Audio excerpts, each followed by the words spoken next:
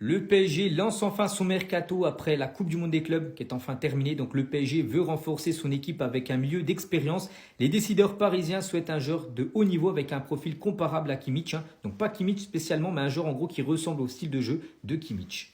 Toujours du côté du Paris Saint-Germain, on va parler cette fois-ci du Portugais Gonzalo Ramos. On apprend aujourd'hui qu'il ne devrait pas quitter le PSG cet été.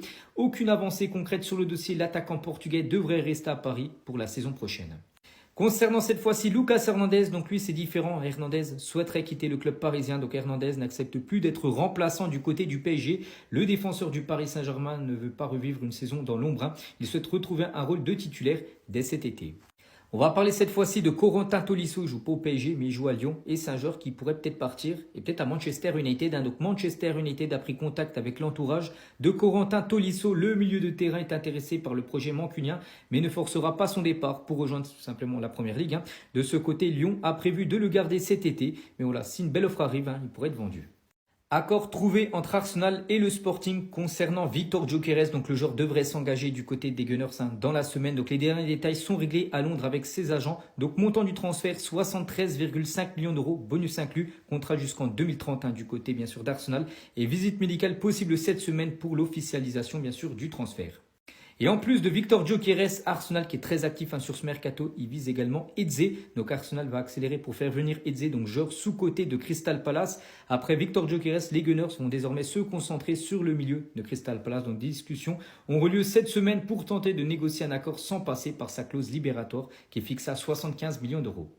Des nouvelles également concernant le jeune argentin Thiago Almada et l'Atlético Madrid est en négociation avancée pour Thiago Almada. Donc le club espagnol et Botafogo sont en contact direct pour trouver un accord concernant l'arrivée du joueur. Donc l'Argentin a approuvé un départ chez les Colchoneros, donc lui il est OK. Donc l'opération pourrait dépasser les 40 millions d'euros. Et on finit aujourd'hui avec le joueur marocain Ney El Enaoui. Donc il a donné son accord pour rejoindre l'équipe italienne de l'AS Roma. Le club italien est en discussion avec Lens pour un deal estimé aux alentours des 25 millions d'euros, bonus inclus. L'équipe anglaise de Chelsea continue son impressionnant mercato. Après déjà pas mal d'arrivées les gars, c'est pas fini. Chelsea s'intéresse à Alejandro Garnacho, donc joueur de Manchester United, et Morgan Rogers, attaquant d'Aston Villa. Donc le club pense également à recruter un autre ailier supplémentaire. Des nouvelles concernant le Brésilien Gabriel Martinelli, joueur d'Arsenal. Et le Bayern Munich s'intéresse au joueur. Arsenal pourrait le vendre si le club recrute un renfort en attaque. Concernant un autre attaquant, c'est Brel Mbolo, donc attaquant suisse de l'équipe de Monaco. Il a très peu joué saison dernière, il a eu pas mal de blessures. Bref, c'est l'AC Milan qui est concrètement intéressé par Brel Mbolo. Des contacts ont déjà été établis entre les deux clubs. Concernant encore un autre attaquant, Darwin Nunez, attaquant de Liverpool. Mais sur le départ, le Napoli et le club saoudien d'Al Hilal surveillent de près la situation de l'attaquant uruguayen. Du côté de la Juventus Turin, ça bouge également. N'oubliez pas que Randal Kolo Muani, il est prêté à la Juve. Et la Juve veut toujours conserver Randal Kolo Muani pour la saison prochaine. Le club veut un prêt avec une option d'achat. Mais le PSG veut une obligation d'achat dans son contrat. Et à noter que Dusan Vlahovic, lui, pourrait partir. Donc lui veut rompre son contrat avec la Juventus Turin et réclame 10 millions d'euros d'indemnité de départ. Manchester United fait partie de plusieurs clubs qui s'intéressent à Nicolas Jackson parce que l'attaquant sénégalais a de fortes chances de quitter l'équipe de Chelsea tellement qu'il y a de concurrence. On a pu voir lors des derniers matchs. Il a pu jouer avec les Blues. C'est plutôt maintenant João Pedro, nouvel attaquant qui joue titulaire. Il pourrait partir et Manchester United surveille de près la situation de Nicolas Jackson. Des nouvelles également concernant le Belge Malik Fofana et l'intérêt de l'OM pour Malik Fofana est bien réel. Le dossier est compliqué en raison de la rivalité des deux clubs entre Lyon et Marseille. Mais la situation bien sûr de Lyon est tendue maintenant et on sait que Lyon doit vendre. C'est pour ça que ça peut se faire le transfert de Fofana du côté de l'OM.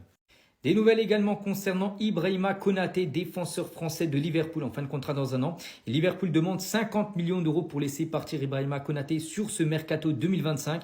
Le Real Madrid serait prêt à faire une offre, mais à moitié prix, donc 20 à 25 millions d'euros. Sinon, le Real Madrid le recrutera certainement gratuitement dans un an. Et on finit aujourd'hui avec Vini Junior et la prolongation du contrat de Vini Junior au Real Madrid est actuellement en stand-by. Aucune annonce n'est attendue cet été, tout est reporté à la saison prochaine. Donc son bail, n'oubliez pas, prend fin en juin 2027. Les transferts officiels du mardi 15 juillet, c'est parti. On commence tout d'abord avec l'Espagnol Carreras et c'est officiel. Il rejoint le Real Madrid, quatrième recrue officielle du côté du Real depuis le début du mercato. Un petit rappel, le Benfica l'a acheté il y a un an 6 millions d'euros en provenance de Manchester United. Ils le revendent 44 millions d'euros plus cher. Et à noter que le Benfica a déjà trouvé son remplaçant. Après un bref passage à Marseille, Amar Dedic, donc défenseur gauche, rejoint le Benfica pour 10 millions d'euros. C'est officiel également concernant Luka Modric, il quitte officiellement le Real Madrid et rejoint gratuitement l'équipe de l'AC Milan. Il s'engage pour une saison du côté du club italien. C'est officiel également concernant le jeune espagnol Pablo Torre. Donc officiel, Pablo Torre quitte le Barça et il rejoint l'équipe de Majorque. Montant du transfert 5 millions d'euros plus une clause à la revente de 50%. À noter que, le premier match de la saison prochaine, Barça contre Majorque, il retrouvera directement son ancien club dès la première journée de Liga. Et on finit aujourd'hui avec le milieu anglais Jordan Henderson. Il fait son grand retour du côté du championnat de la Première Ligue. Il était plus sous contrat du côté de l'Ajax, donc il rejoint gratuitement l'équipe de Brentford. Le Bayern Munich vient de proposer une première offre officielle concernant le Colombien Luis Diaz, donc joueur de Liverpool. Donc le Bayern a transmis une offre de 67,5 millions d'euros pour Luis Diaz, donc immédiatement refusé par Liverpool. C'est simple, Liverpool, ils sont OK pour le vendre, mais ça sera pour au moins 100 millions d'euros. Des nouvelles concernant Youssef El Arabi, donc attaquant marocain de 38 ans. Il va faire son grand retour en Ligue 1. Il avait joué à Caen il y a pas mal d'années, il y a plus de 14 ans les gars. Donc il va s'engager pour les 2 prochaines années du côté du FC Nantes.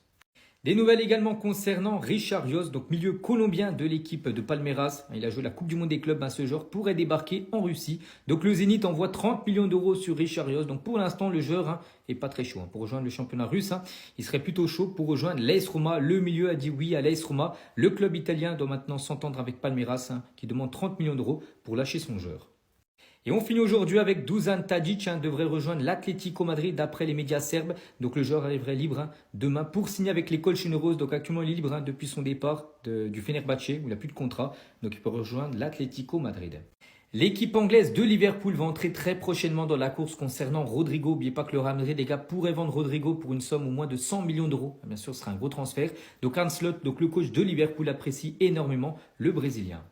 Des nouvelles concernant Thomas Lemar, c'est que c'est un joueur qu'on a complètement oublié comme ces dernières années parce qu'il a très peu joué. Bref, l'Olympique Lyonnais s'intéresse à Thomas Lemar. D'autres clubs ont également le Français dans le viseur, mais Lyon aurait manifesté le plus grand intérêt concernant ce joueur qui pourrait quitter l'Atlético Madrid.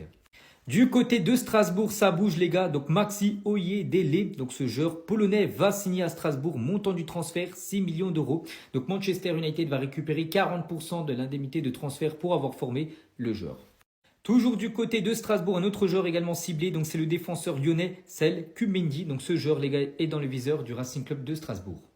Et on finit aujourd'hui avec le gardien brésilien de Manchester City. Il s'agit de Ederson. On apprend tout simplement que le Galatasaray est en discussion avec Ederson pour un transfert. Le Brésilien est prêt à rejoindre le club turc pour la saison prochaine. Des nouvelles de Marc-André Ter Stegen, les gars, qui fait un petit peu ce qu'il veut du côté du Barça. Donc Ter Stegen a décidé de se retirer de l'entraînement collectif. C'est lui qui a dit non, j'ai plus envie de m'entraîner.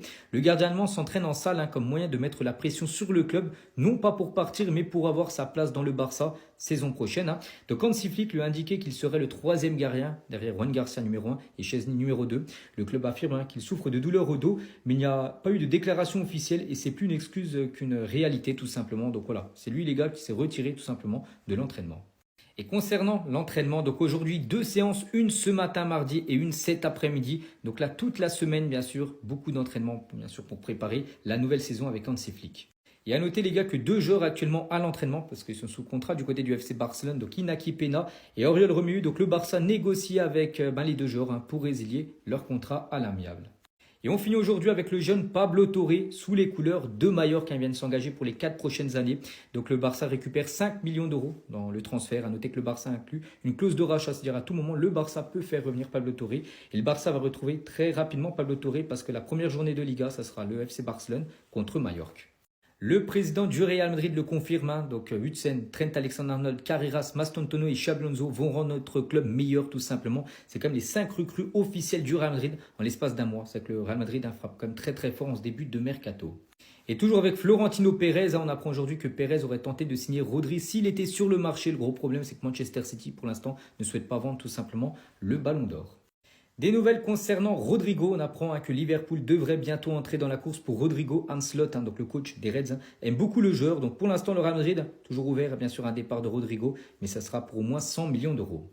Concernant la situation également de Fran Garcia, donc l'AC Milan a demandé au Real Madrid s'ils étaient ouverts à vendre Fran Garcia. N'oubliez pas que le joueur pourrait potentiellement partir avec l'arrivée de Carreras. Ça fait 3 défenseurs gauche au club, donc Carreras, donc Fran Garcia et Mendy. On pense que soit lui, soit Mendy pourraient partir.